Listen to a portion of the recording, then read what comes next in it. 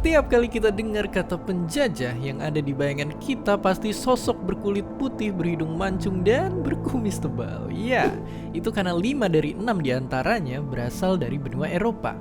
Tapi pertanyaannya, kenapa kebanyakan bangsa Eropa lah yang nyatanya bukan cuma menjajah kita, tapi bahkan hampir seluruh dunia? Dan kenapa bukan kita yang menjajah? Oke, kita mulai jawabannya dengan mundur lebih dari 500 tahun ke belakang.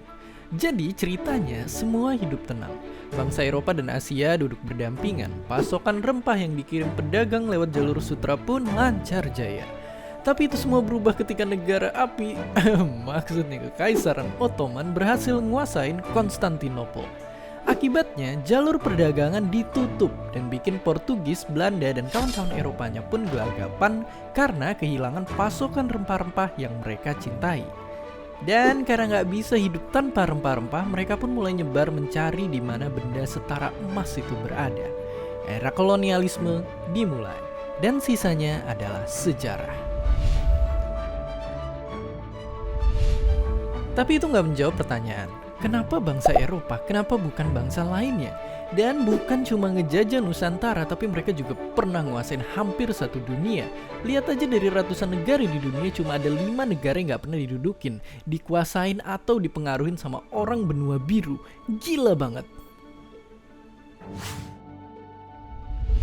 Nah, kalau disimpulin, ternyata dari banyak faktor lainnya bisa dibilang ada satu dugaan penyebab besarnya, yaitu adalah faktor geografis. Ya, menurut orang ini, dataran Eropa bisa dibilang jadi tanah yang beruntung berkat sumber pertanian dan peternakan yang melimpah, yang bikin mereka beralih dari zaman berburu dan meramu menjadi bercocok tanam dan beternak. Nggak cuma itu, di Eropa tekanan kompetisi politik di sana itu kuat banget. Eropa selalu penuh dengan persaingan-persaingan sengit kerajaan dan penguasa. Itu yang bikin teknologi persenjataan berkembang lebih pesat hingga akhirnya mendominasi dengan mesiu. Dari sana juga mereka bisa berlayar ribuan kilometer jauhnya ke berbagai penjuru dunia untuk berdagang lalu menguasai peradaban lainnya.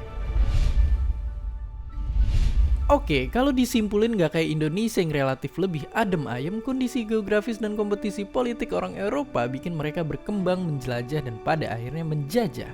Sekarang, nguasain wilayah negara lain memang udah gak zaman, tapi yang jelas meski udah bukan zaman kolonial, berjuang itu mesti tetap dilakuin agar kita gak jadi bangsa yang tertinggal. Agar kita bisa jadi pahlawan untuk bangsa sendiri. Selamat Hari Pahlawan. Dan seperti biasa, terima kasih.